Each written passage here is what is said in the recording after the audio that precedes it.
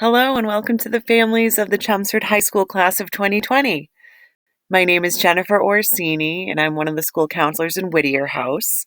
And on behalf of my colleagues Jamie Hill, Christine Lima, Tammy Leary, Mary Claire O'Neill, and Kara Kelly, I'd like to welcome you to our first ever college planning webinar.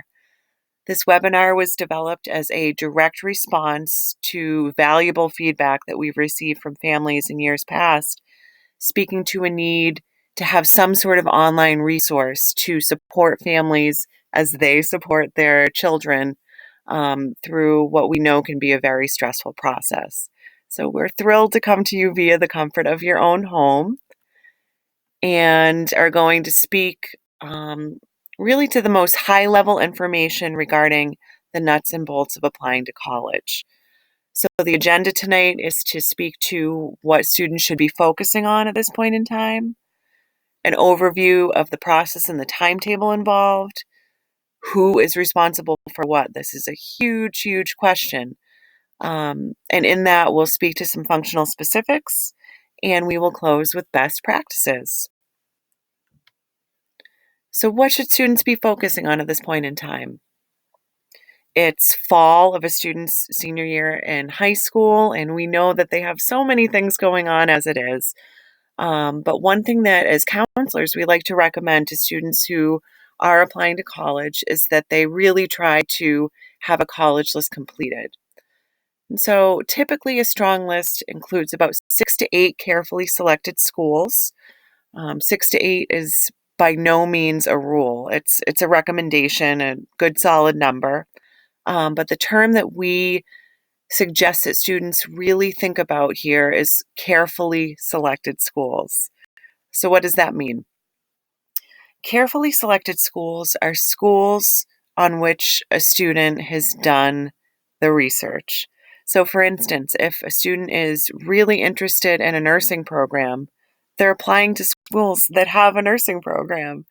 If they are looking for a very, very small school, they're not applying to schools that have 20 and 30,000 students at them. More than anything, that they've done the research. And in that comes a balance of safety, target, and reach schools. And students and families are certainly familiar with these terms, but we wanted to show you what these terms look like on paper. So this is a scattergram, and as you can see, our sample student is Tom Brady. This is a scattergram for the University of New Hampshire. And on the bottom of this page, you'll see that scattergrams can be accessed under the Find Your Fit feature under the Colleges tab in Naviance. And every single student and every single family does have a Naviance account. So if you're not sure how to access it, please, by all means, email your child's counselor, and she will be very happy to get you access. The first thing I want to draw your attention to here is this legend. So you sort of have a sense of what you're looking at. Going from bottom to top here, this is our GPA scale. So it goes up to a 4.0. And going from left to right is our SAT scale. So if you look back at the legend and you see that the blue circle represents you, in this case Tom Brady, but as your child is looking at it, this would represent your child. Tom is right around, a 3.3, a 3.4 GPA. If you go down, the SAT scores are right around a 1200. Things are looking good. He's in a sea of green check marks.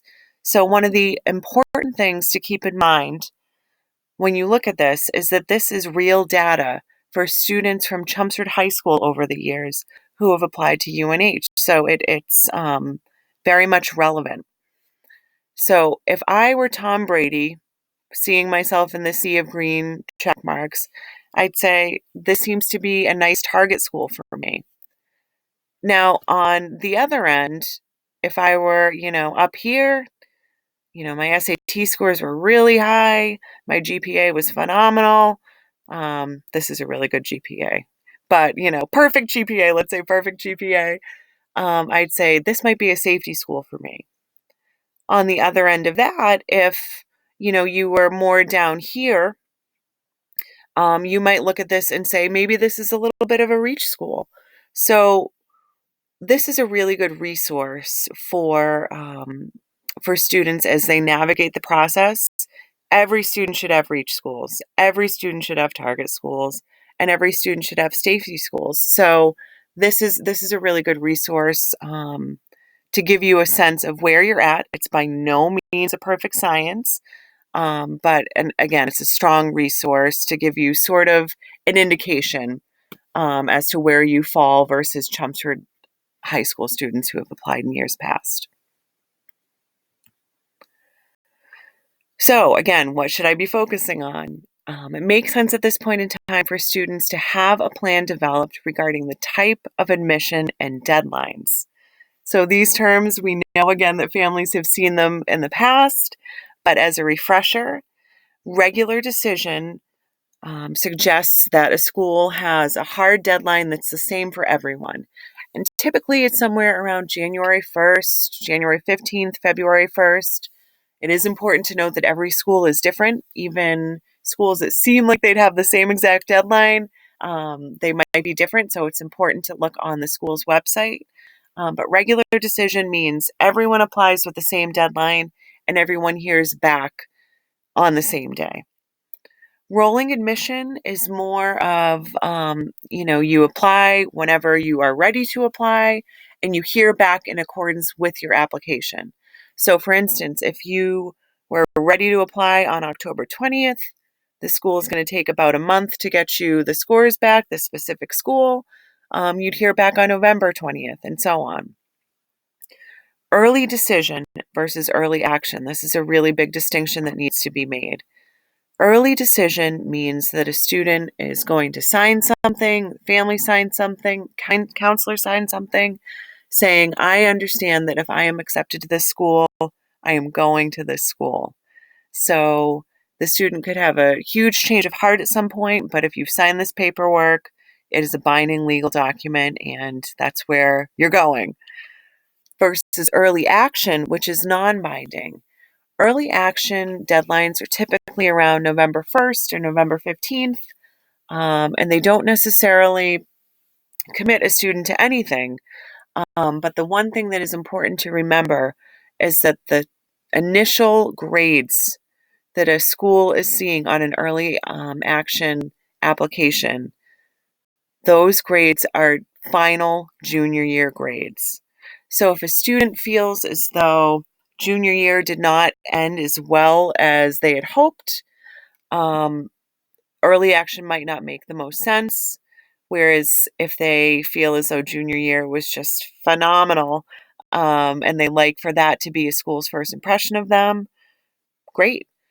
We always say to students, if you have any questions or sort of going back and forth as to whether or not applying early makes sense, by all means, stop by our offices and let us know. We'd be very, very happy to discuss this. Another thing that you should be thinking about at this point in time, or students should be thinking about, is that in order for transcripts to be sent to school, they have to be requested. So as you see here, official transcripts must please be requested through each student's Naviance account 10 school days, not 10 calendar days, but 10 school days in advance of their due dates. Mid-year reports, when requested by the college, are also ordered through Naviance. And you'll see down here that we have some popular application deadline dates along with our CHS deadlines. And other dates, if a school had a random date that doesn't fall on this list, would follow this same formula. So we'll just take a look at this for a few minutes. And again, the college application deadline is on the left, and the corresponding deadline through which we ask that students please request a transcript is on the right.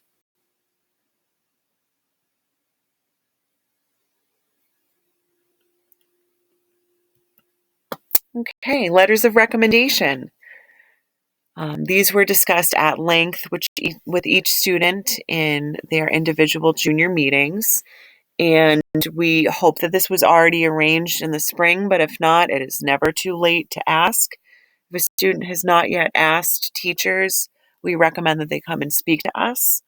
But general rule of thumb is that 2 core academic teachers should be requested in person. That's the big part. It should absolutely be requested in person first and then electronically through Naviance. So we have some instructions here on how to request them through Naviance, and that's through accessing the College tab and then clicking on Letters of Recommendation. We also recommend that students please offer a friendly reminder to teachers and check in. Oftentimes, students ask junior year teachers for letters of recommendation, which makes a lot of sense. That's great. It's not, again, it's not a rule, but that does make sense.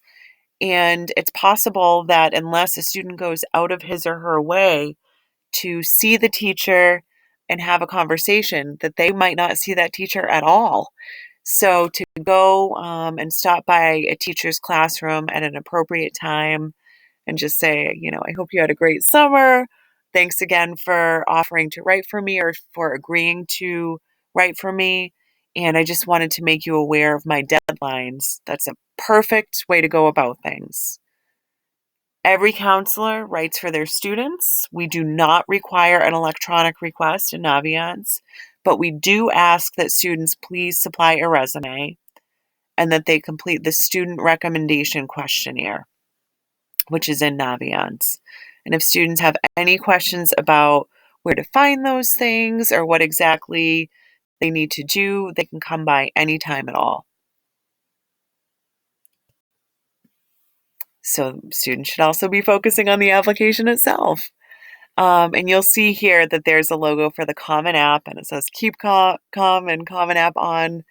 But it's important to note, as you see on the bottom here, that while most schools do accept the Common App, not all do, and there are other applications. Those include Coalition, the Universal Application, college-specific applications, and students should please see a college's website for specific application requirements.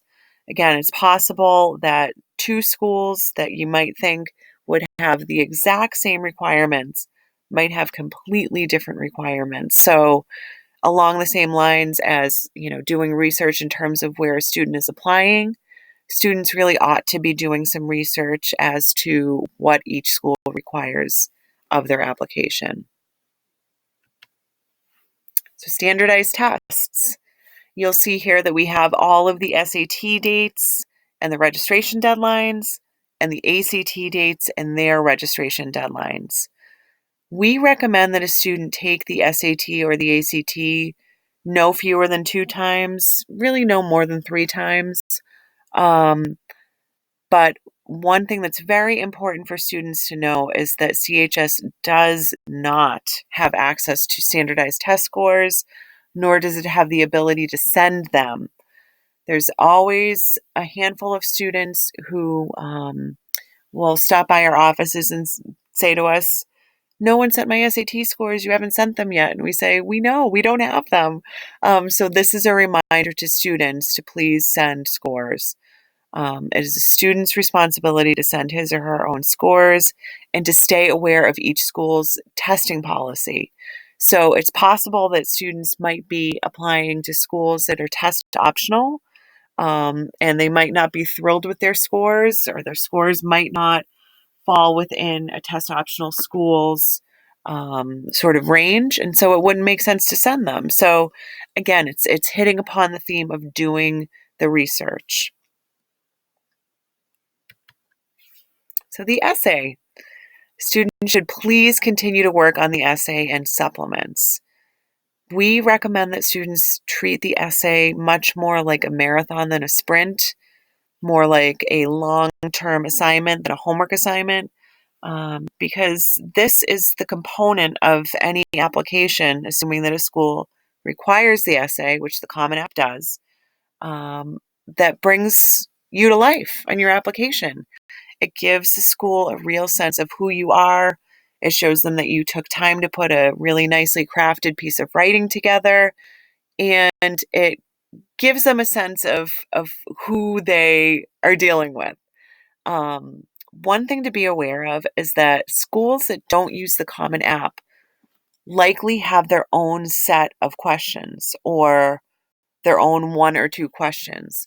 So if a student is applying to a school that doesn't use the Common App, we highly recommend that the student look into that school's essay questions prior to starting the Common App essay. Oftentimes, they're very similar in nature and there just needs to be a little tweaking.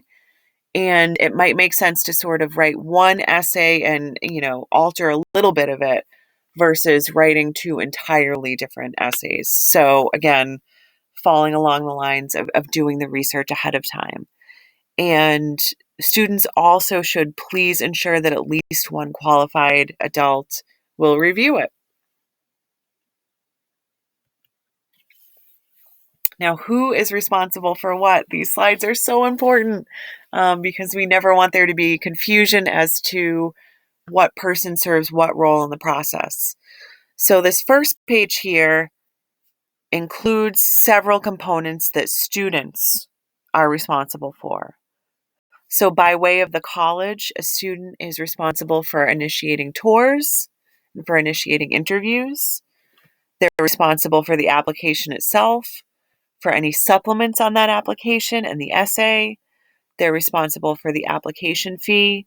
And for student athletes, where this is applicable, they are responsible for the NCAA registration. And students are very welcome to ask us about any of these things. With regards to the standardized test, the student is responsible for requesting that SAT scores or subject test scores be sent and requesting that ACT scores be sent.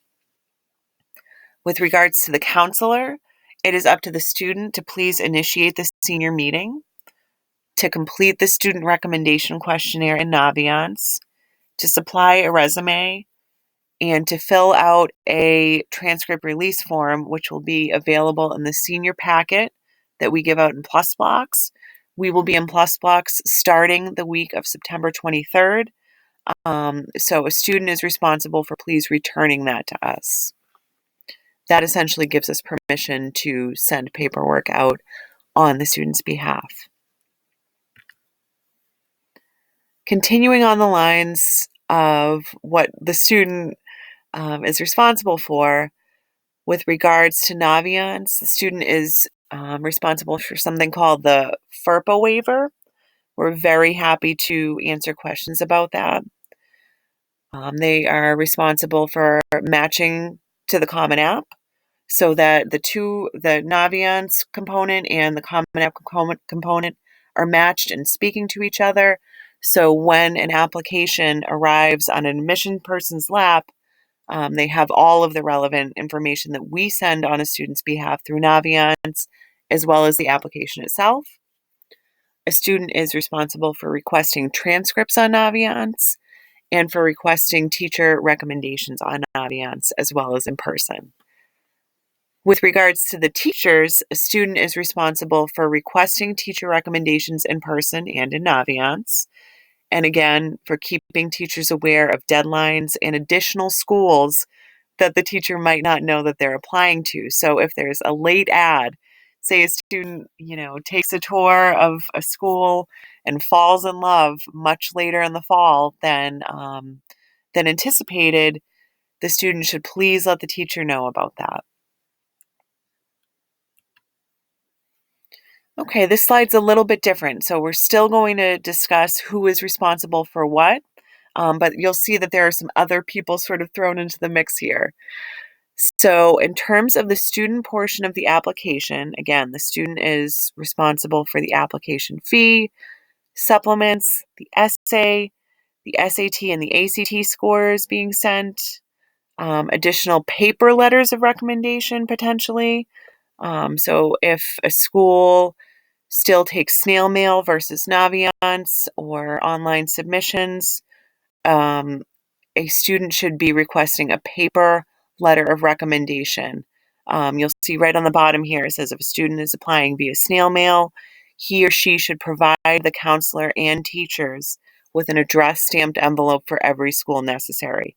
We do not see this as commonly as we did a few years ago, but there are still a few schools. We've particularly noticed Canadian schools still like to see a lot of things sent in the mail. So that's something that the student should please be aware of. And if a student is applying to art school, they are responsible for their portfolio. Now, the counselor is the person who will send transcripts once official requests have been made. They will send electronic letters of recommendation, and they will send updated grade reports when requested. The parent or guardian will be responsible for the FAFSA, which is the free application for federal student aid.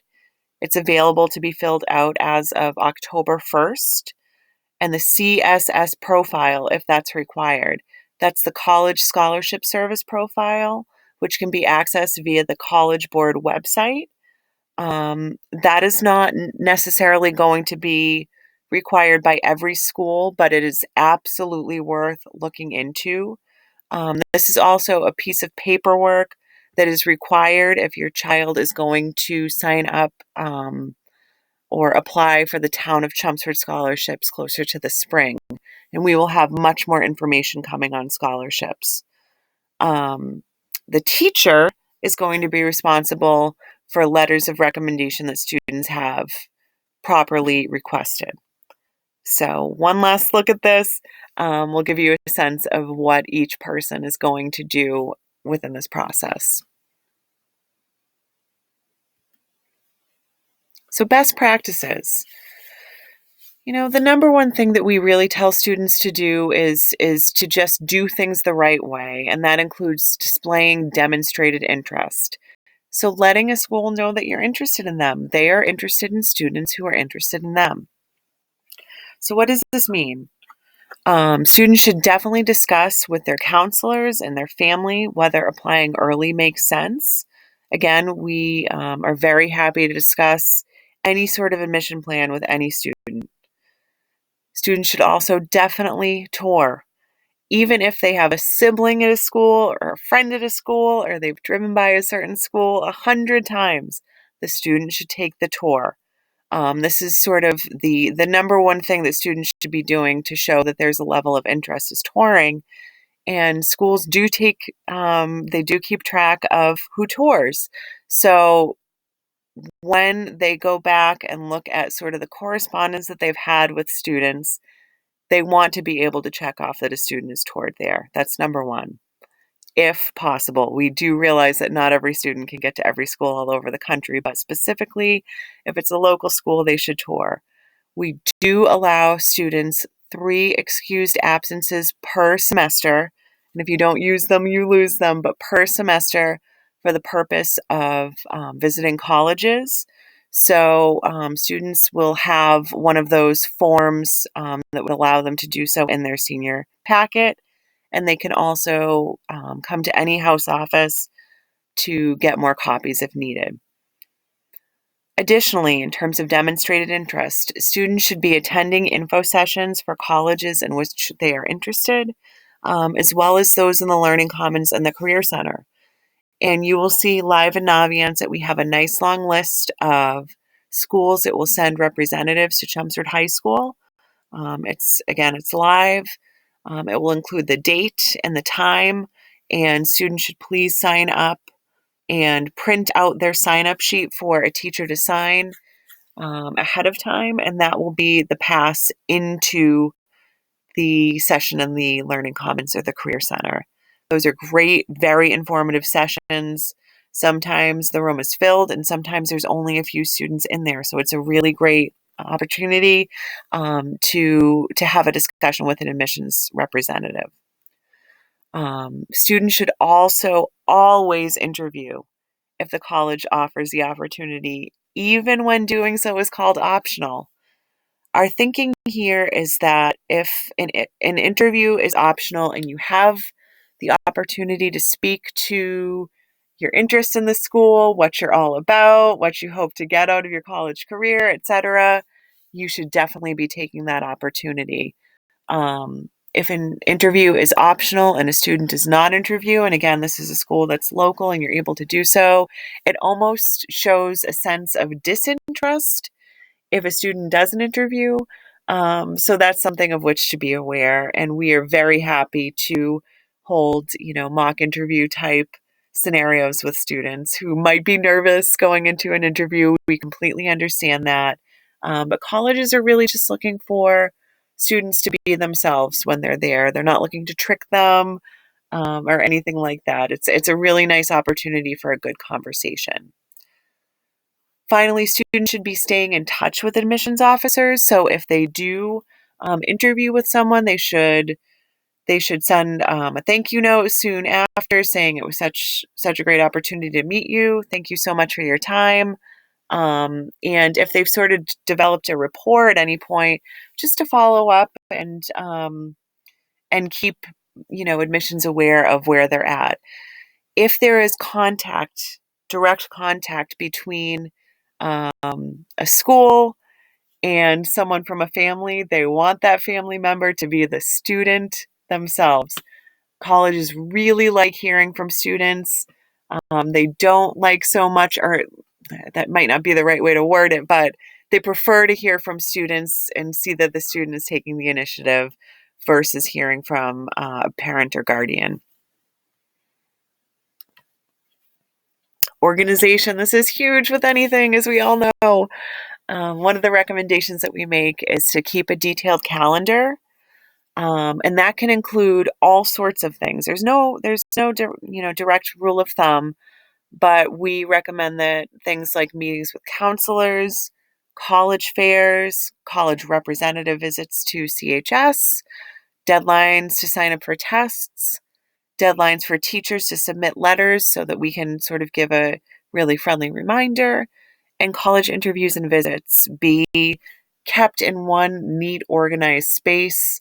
So it's the sort of control what you can control type phenomenon, and students are aware of what needs to be happening and when. Furthermore, we really recommend that students strive for the best fit, not prestige. Truthfully, when we speak to students who have graduated and gone on to college, we find that the students that are happiest with their decisions are those students who felt right off the bat when they were applying to specific schools that something about those specific schools felt like a home away from home, that it felt like a good fit. So that's sort of a primary recommendation that we make, to strive for fit. It's a word that we use all the time with students. Students should definitely be creating an appropriately titled college email account that they regularly check. Students are going to get inundated with emails from schools, and we recommend that they check their email, their college-related email, at least daily. They should also be checking college admissions portals frequently. So if a college says, "Thank you so much, Peter," or "Thank you so much, Jen, for applying to our school. We've received all of your materials, except we don't have your transcript yet." They're writing to the student directly. They're not writing to high schools or to counselors most of the time.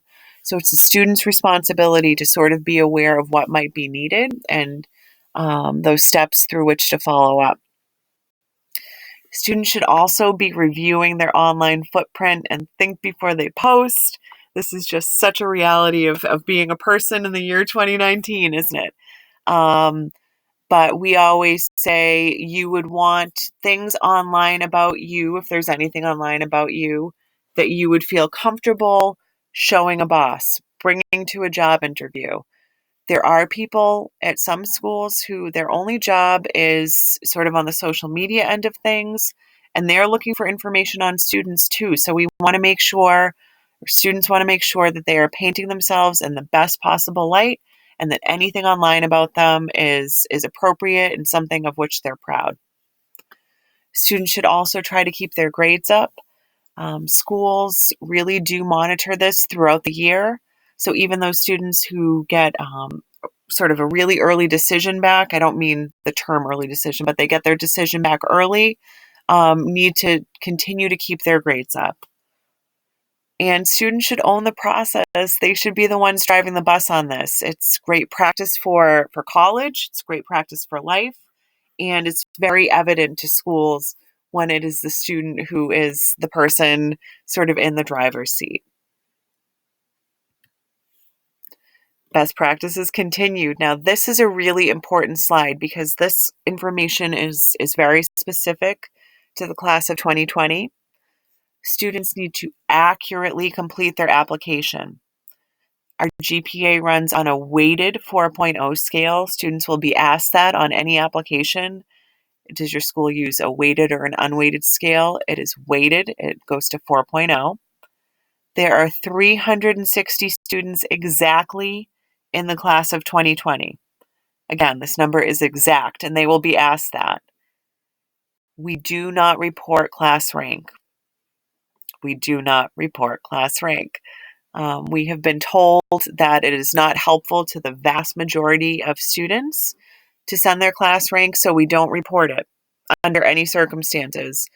There are instances in which a student might have done so outstanding through his or her high school career that it would make sense for us to reference, and it appears as though he or she is going to be the valedictorian or the salutatorian. But other than that, it's very important that students do not specify an internal class rank on applications, because doing so will give colleges conflicting information on our policies, and it raises questions amongst admissions counselors. So for every single student, the answer when they are asked about class rank is that we do not report it. In terms of classes that students are taking, the applications will ask how we sort of categorize our courses. So AP courses, of course, we categorize those AP. Honors courses are categorized as honors. H2 courses are considered accelerated. And for unleveled courses, maybe it's a gym class or a really great elective that a student took at some point, but that doesn't have an AP, honors, or H2 sort of category to it, would be left blank on the application. And you will have, or the student will have, the opportunity to leave it blank. So this is just kind of a funny slide that we often show families.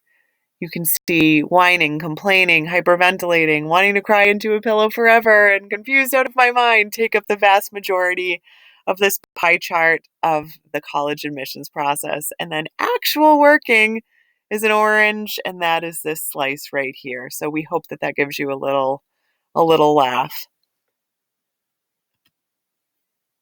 And another funny slide, the parent-guardian perspective. And we've been so fortunate to work with wonderful families in Chelmsford time and time again, and often hear, the concerns depicted in these photos and in this illustration from families. We are here for you to support you very much as well.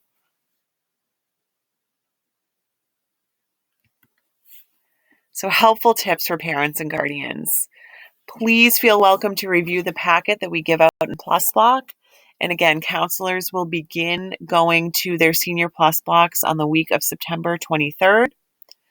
Please read the Friday email. We love writing this and always include what we hope is very helpful information and tips and dates. We always close with sort of upcoming test dates or any dates that you might find important.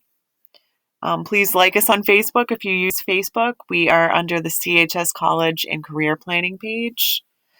And if possible, continue to take your child or your children on college tours. So one final thought. To accomplish great things, we must not only act, but also dream, not only plan, but also believe.